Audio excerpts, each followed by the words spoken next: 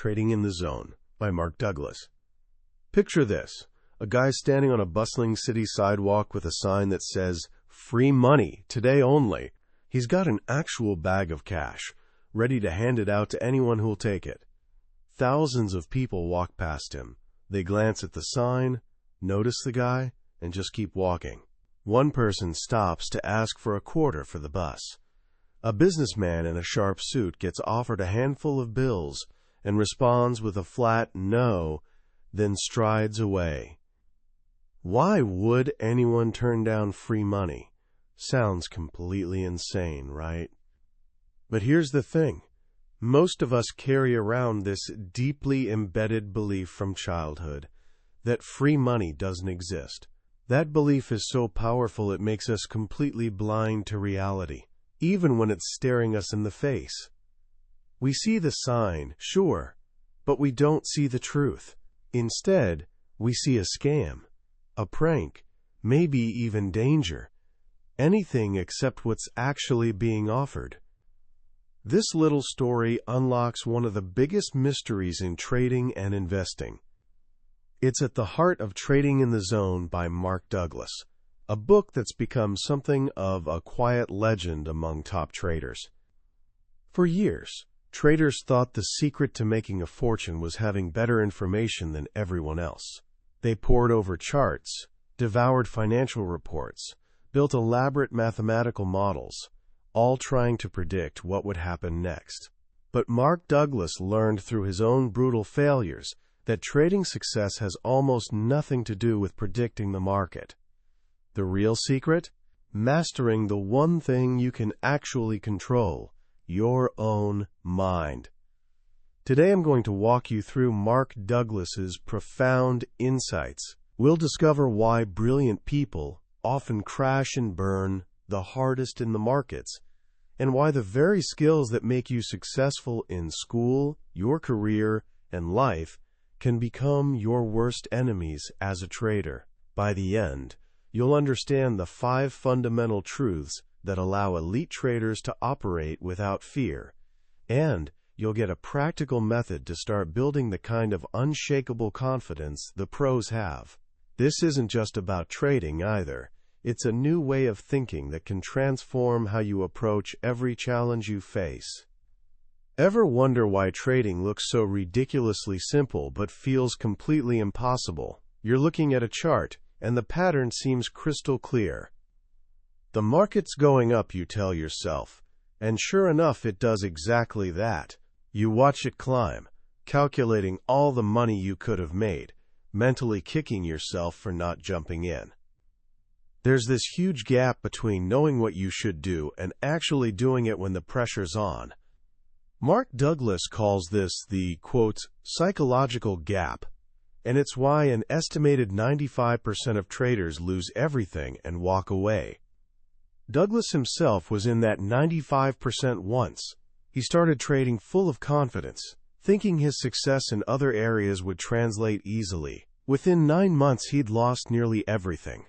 But that failure became his greatest teacher. It forced him to ask a question that would define his life's work.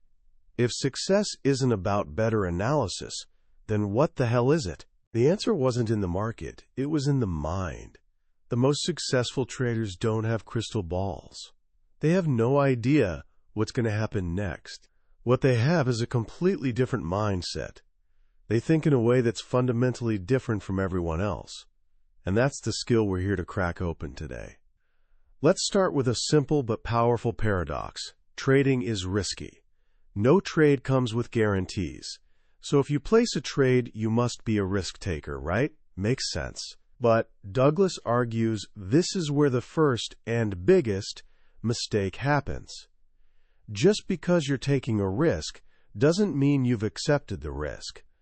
Think about that for a second. Accepting the risk means being completely at peace with the fact that you could be wrong and lose money. No emotional discomfort, no fear, no hesitation. The best traders can enter a trade without a second thought, and if it goes south, they can exit with a loss just as easily, without the slightest emotional sting. For them, a loss isn't personal failure, It's just the cost of doing business, like a restaurant owner buying ingredients. But for the rest of us, the two things we fear most in life are being wrong and losing money. Trading forces us to face both fears with every single decision. Our natural instinct is to avoid that pain. Here's the cruel irony. The more you try to avoid being wrong or losing money, the more you do things that guarantee you'll be wrong and lose money. Your fear acts like a filter on your perception. If you're terrified of losing, you'll hesitate, waiting for the perfect moment that never arrives. You'll miss the trade, then watch in agony as it moves without you. Or if you're in a losing trade, your fear of being wrong makes you bend your rules. You tell yourself, it's going to come back. You hold on, hoping, while a small, manageable loss turns into something devastating. Your fear literally blinds you to what the market is saying. It narrows your focus to only the information that confirms what you want to happen, blocking out everything else. Ever get out of a bad trade and suddenly, with perfect clarity, you see exactly what you should have done? You think, I knew that. Why didn't I act on it? It's because in that moment, fear was driving your decisions, not objective reality. This takes us to the heart of the problem. Where does this fear come from? Mark Douglas tells a beautiful, simple story to explain. Imagine a young child who sees a dog for the very first time. The child is pure curiosity. He has no beliefs about dogs, no memories. He just sees this interesting new creature and wants to experience it. But let's say this particular dog is aggressive and bites the child. The experience is intensely painful, both physically and emotionally. A memory forms in his mind. But it's not just a memory. It's a memory charged with negative energy, the energy of pain and terror. Now, what happens the next time this child sees a dog? Doesn't matter if this new dog is the friendliest, gentlest creature on the planet. The moment the child sees it, his mind automatically, unconsciously, links this new dog with the memory of the one that bit him. The negative energy from that past experience floods his body, and he feels fear. His mind then makes another lightning-fast leap. It projects that feeling of fear onto the dog in front of him. So he doesn't just feel afraid. He perceives a dangerous dog. From his perspective, the threat is real. It's coming from the dog.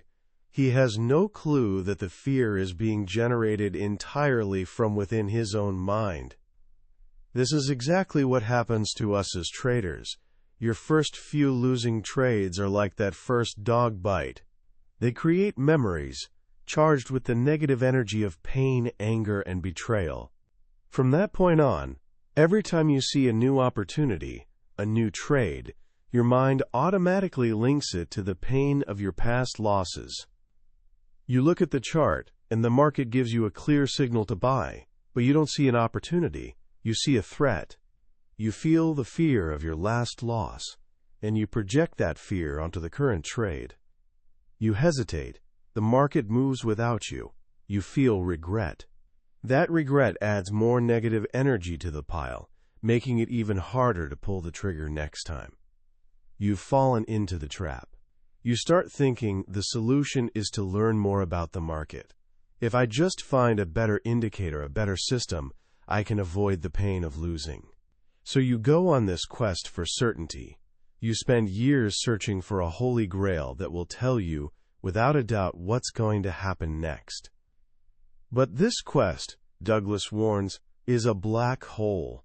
It leads to total frustration, because no matter how much you learn, you will never know what will happen next. The market can do anything at any moment. Why? Because the market is made of people, a collection of individual traders, all acting on their own beliefs about the future.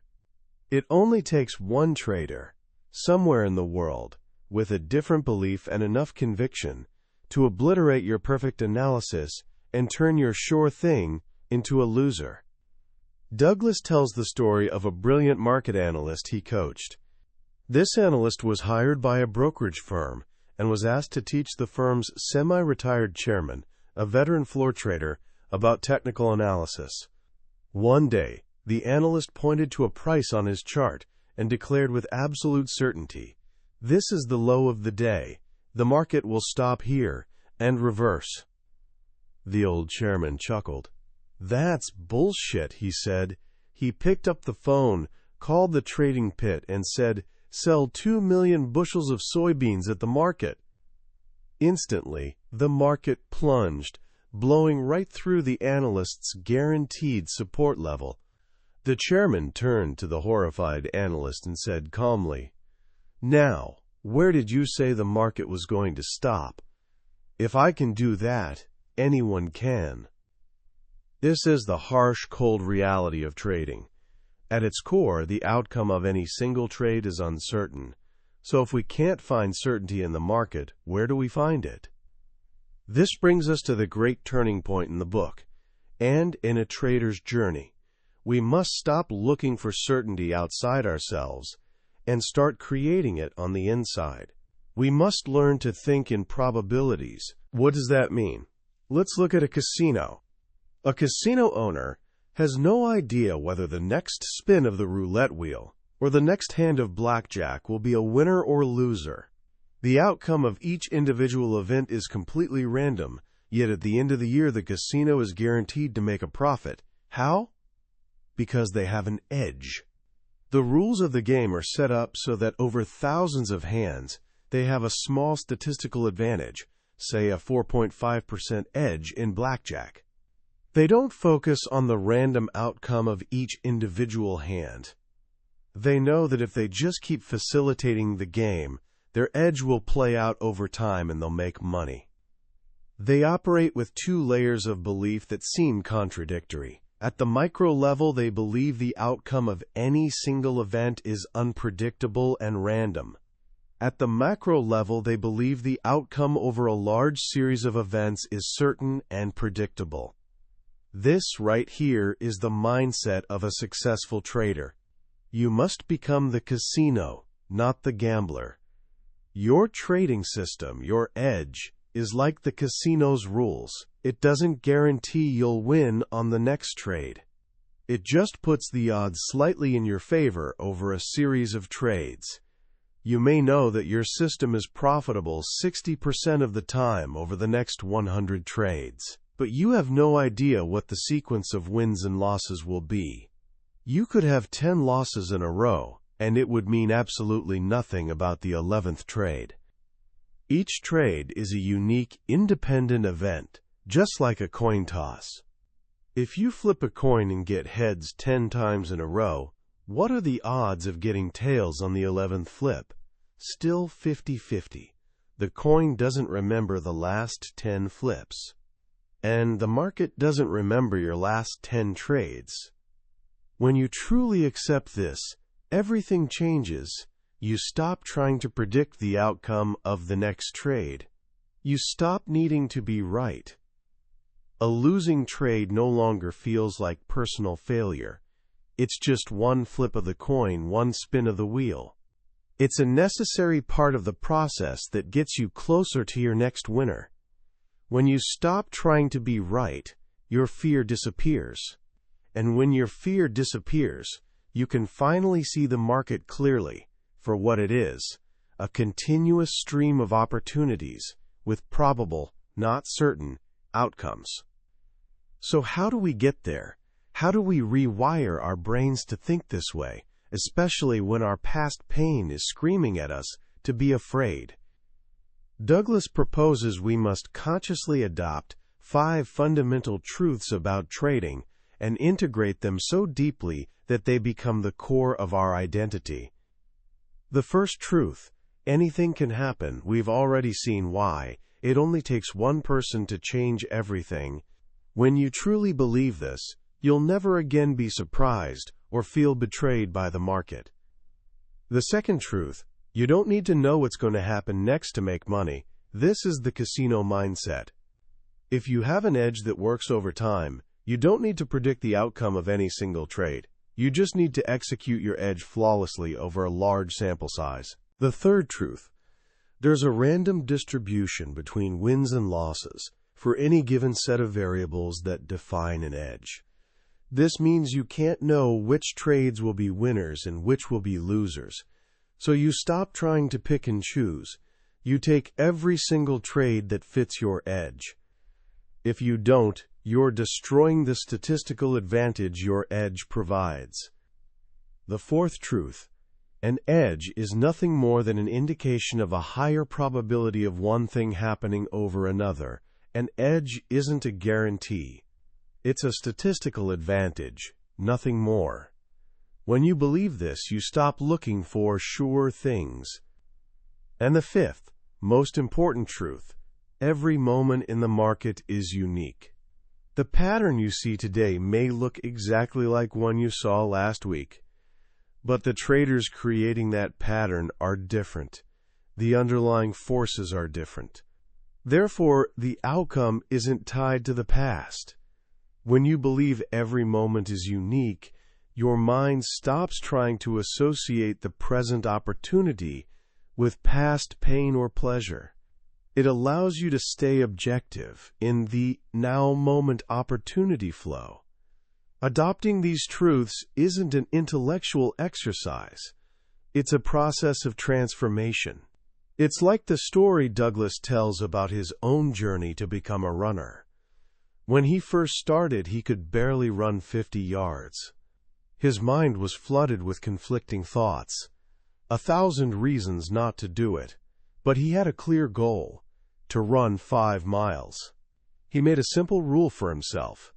Every time he went out, he had to run at least one step farther than the last time. He didn't fight the conflicting thoughts. He acknowledged them, then gently redirected his focus back to his goal. Every time he took one more step, he was adding a little bit of energy to a new belief. I am a runner. And he was drawing energy away from the old beliefs that said, I can't do this. Eventually, the struggle disappeared. The conflicting thoughts faded away, because the belief, I am a runner, had become a dominant part of his identity. He no longer needed discipline to run. It had become effortless, a natural expression of who he was. This is the path of the trader. Douglas calls it the mechanical stage. You must create a trading regime for yourself with a defined edge, a fixed risk, and a plan for taking profits. Then you commit to taking a sample size of at least 20 trades, following your rules flawlessly, no matter what. The purpose of this exercise isn't to make money. It's to build a new identity. Every time you follow your rules, every time you predefine your risk, every time you take a loss without hesitation, every time you take a trade that fits your edge, even though you're scared, you're adding energy to the belief, I am a consistent trader. You're training yourself, one trade at a time, to trust your edge, to trust your rules, and most importantly, to trust yourself. You're proving to yourself that you can operate in an environment of complete uncertainty and still come out ahead. The path is simple, but it's not easy. It requires you to want consistency more than you want to be right, more than you want the thrill of a big win, and more than you want to avoid the pain of a small loss. It requires you to let go of who you are, to become who you want to be. When you do this, something magical happens. The constant struggle in your mind ceases. The market no longer feels like an adversary. It becomes your partner, communicating with you in the language of probabilities. You stop trying to get anything from the market and simply make yourself available to take what it offers. And in that state of mind, carefree, objective, and without fear, you enter what athletes call the zone. You're no longer thinking, you're just doing. You're in sync with the flow of the market, and trading becomes as easy and effortless as it seemed in your dreams. You have, at last, mastered the market by mastering yourself. What Mark Douglas achieved with trading in the zone is something quite remarkable. He took an endeavor that seems purely external, about charts, numbers, and news, and revealed it to be an almost entirely internal journey. The lessons in this book aren't just for traders. They're for anyone who's ever stood at the edge of uncertainty, paralyzed by fear. The most powerful idea, for me, is the distinction between taking a risk and accepting a risk. We all take risks every day. Starting a new business, asking someone on a date, speaking up in a meeting. But how often do we truly accept the possibility of failure? How often are we completely at peace with the idea that things might not work out the way we hope? Douglas teaches us that our suffering doesn't come from the failure itself, but from our unfulfilled expectations. We expect the market to make us right. We expect life to be fair. We expect our efforts to be rewarded. When reality doesn't match our expectations, we feel pain, anger, and betrayal.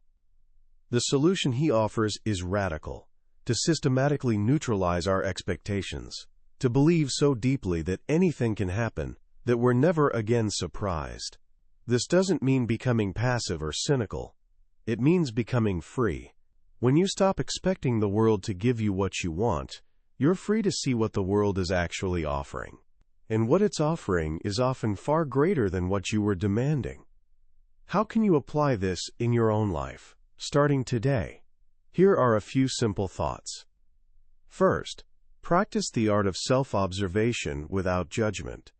The next time you make a small mistake, spill your coffee, forget an appointment, say the wrong thing, notice the voice in your head. Is it harsh? Critical? Forgiving? Just watch it. Don't fight it. Becoming aware of that inner critic is the first step to disarming it.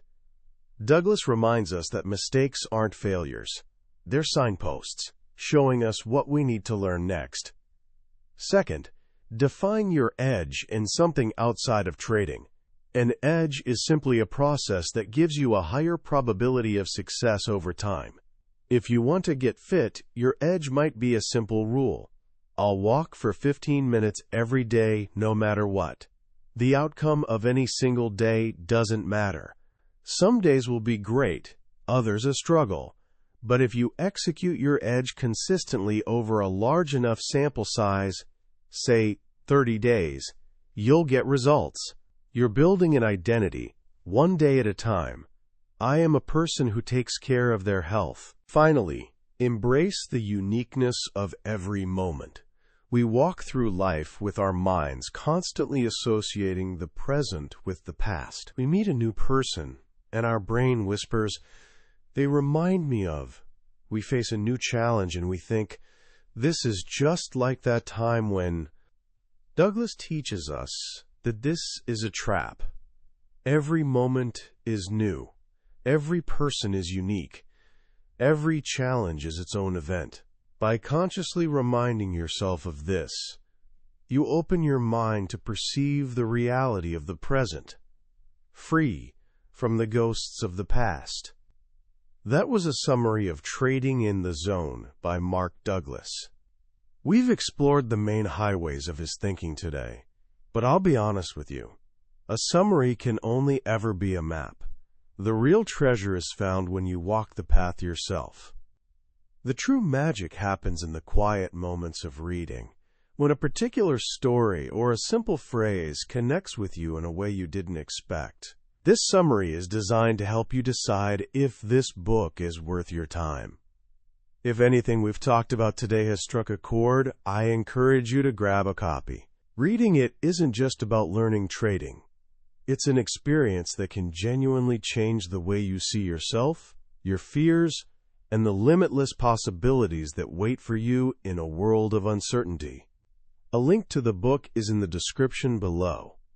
Also, if you found this journey valuable, please take a moment to like this video and subscribe to the channel. It lets me know that this work is making a difference, and it ensures you won't miss our next exploration into another life-changing book. Let's keep growing together.